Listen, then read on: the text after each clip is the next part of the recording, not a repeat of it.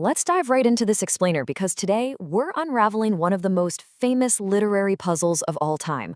We're looking at the profound paradox right at the heart of O. Henry's classic short story, The Gift of the Magi.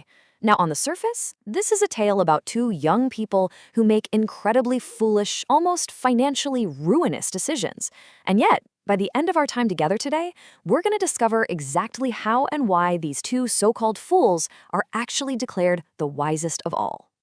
To really understand their dilemma, we have to start with this incredibly stark, unforgiving number, $1.87. That's it.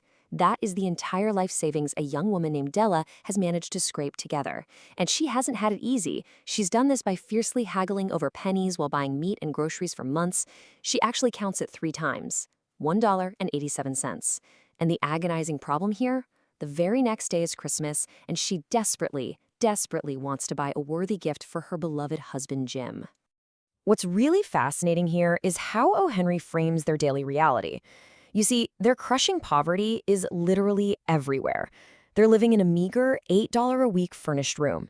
And the author paints this picture with such sharp, heartbreaking details. There's a letterbox in the hall that is just too small to actually hold a letter. There's an electric doorbell that is completely broken and doesn't even make a sound. To make matters worse, Jim's salary was just slashed from $30 a week down to $20. So they are completely backed into a financial corner, which makes Della's $1.87 feel tragically inadequate. Now, before we look at what Della actually does next, we need to consider the Magi. These were the wonderfully wise men who brought incredibly valuable gifts to the newborn Christ child, which effectively invented the entire tradition of Christmas gifts. Keep this definition of the Magi in the back of your mind as we go forward, because planting this seed right now is absolutely crucial to unlocking the philosophical puzzle at the very end of our narrative. So, desperate to buy a worthy gift, Della and Jim look to their only 2 prized possessions. And this brilliantly illustrates exactly how the author views their love. O. Henry playfully elevates these super humble items way above royal treasures just to emphasize their immense personal value. He notes that if a literal queen lived next door, Della would hang her gorgeous cascading brown hair out the window to dry just to make the queen's jewels look cheap. And if a king lived in the exact same building, Jim would pull out his gold watch, which was passed down from his father and grandfather every single time they met, just to see the king pluck at his beard in total envy. These aren't just objects, you know. They are their identity and their pride. But time is running out. In a breathtaking act of pure sacrifice, Della runs to a shop run by the cold-eyed Mrs. Sofroni and sells her beautiful, cascading hair for $20. She doesn't hesitate for a second. She then spends the next 2 hours completely scouring the city until she finds the absolutely perfect gift. It's a simple, pure platinum watch chain for Jim. It costs $21, leaving her with just 87 cents to her name. But it is quiet, it is valuable, and it's perfectly worthy of Jim's grand gold watch. The dramatic tension spikes massively right here. Jim arrives home, steps inside the door, and just freezes. He looks at Della, whose magnificent hair is now chopped short, and he stares at her with a completely unreadable expression. It fills Della with this sudden, intense fear. It isn't anger, it isn't surprise. He just simply stares at her with a peculiar look that she absolutely cannot comprehend. It's like he's laboring to even process the fact that her hair is gone. And this moment perfectly maps out the story's legendary dramatic irony. Why in the world was Jim staring? Well, as we learn when he tosses a small package on the table, Jim had just sold his prized gold watch to buy a set of beautiful, jeweled combs that Della had longed for in a shop window for ages. Both of them sold their most valuable possession to buy an accessory for the other's now missing treasure. So physically speaking, the gifts are completely useless for the present moment. But here's the thing. Despite the physical gifts being rendered entirely useless, Della's tender reassurance totally defines the real outcome of the story. She holds the combs to her chest and says, "My hair grows so fast, Jim." It instantly shifts the tone from this bittersweet, almost tragic realization to one of incredibly deep, enduring love. Jim responds by just smiling, sitting down, and suggesting they put their gifts away for a while. Their sacrifice wasn't a mistake at all. It was the ultimate testament to their devotion. Section 1. Echoes and Other Tales. The Nature of Sacrifice. Now, what's really interesting about Jim and Della's mutual sacrifice is how heavily it contrasts with perspectives on giving found in other famous literary tales. Think about these contrasts for a second. In Oscar Wilde's tale, the nightingale literally stains a beautiful rose with her own heart's blood, just so a student can woo with love. But her deadly sacrifice is tragically unappreciated. The student's crush rejects the flower for cheap jewels, and the rose is just tossed into the gutter and run over by a cartwheel. Brutal, right?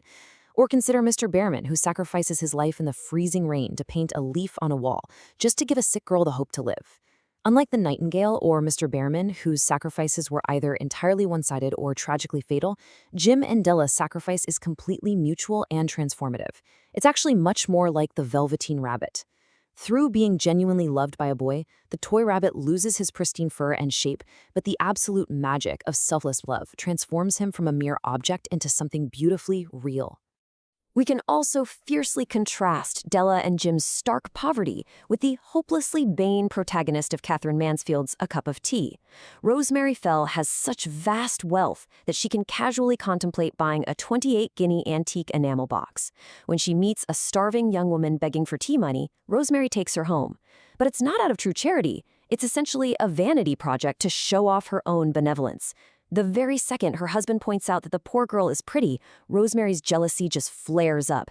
She shoves 3 pounds at the girl, kicks her out onto the street, and immediately asks her husband, "Am I pretty?" She has all the wealth in the world, but ultimately lacks the self-esteem and the capacity for true, selfless love that Della and Jim share so abundantly. And as this brilliantly illustrates, true giving clearly doesn't require a fat bank account. This is beautifully mirrored in Langston Hughes's story, Thank You, Ma'am. When a young boy tries to snatch Mrs. Luella Bates Washington Jones's purse, she doesn't call the police. Nope. Instead, she drags him home, tells him to wash his face, and compassionately shares her own meager supper of lima beans and ham. The crucial detail here is that she then cuts him a half of her 10-cent cake. Just like Della's $1.87, Mrs. Jones gives generously from the very little she has, offering incredible dignity and grace without asking for a single thing in return. We see a very similar theme pop up in Oscar Wilde's The Selfish Giant. The giant hoards his beautiful garden, putting up this massive wall to keep all the children out. And his punishment? Eternal winter descends on his property. It's only when his cold heart finally melts at the sight of a crying little boy, and he actively chooses to help the child into a tree, that spring finally returns. By knocking down his walls and sharing his space, he finds true joy, ultimately being rewarded with paradise. Just as the giant learns that hoarding possessions brings cold isolation, while selfless acts bring spring, Jim and Della prove that letting go of material things yields the absolute greatest rewards imaginable. Section 2. The True Magi, Resolving the Paradox.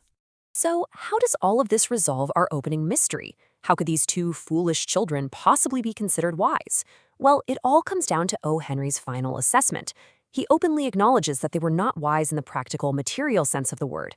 But because their absolute willingness to sacrifice for each other completely outshines any material object, they embody the true spirit of giving. They aren't just giving physical items, they are giving the absolute entirety of their love and devotion. By rendering their physical gifts completely useless, they proved their love was invaluable. Everywhere and always, they are the wise ones. They are the true Magi.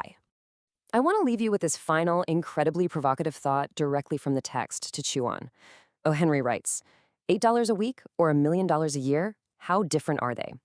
If material value is truly meaningless when compared to the immense, earth-shattering power of selfless love, how will you choose to measure wisdom and wealth in your own life? Thank you so much for exploring this wonderful paradox with me. Until next time, keep seeking the true value in the stories all around you.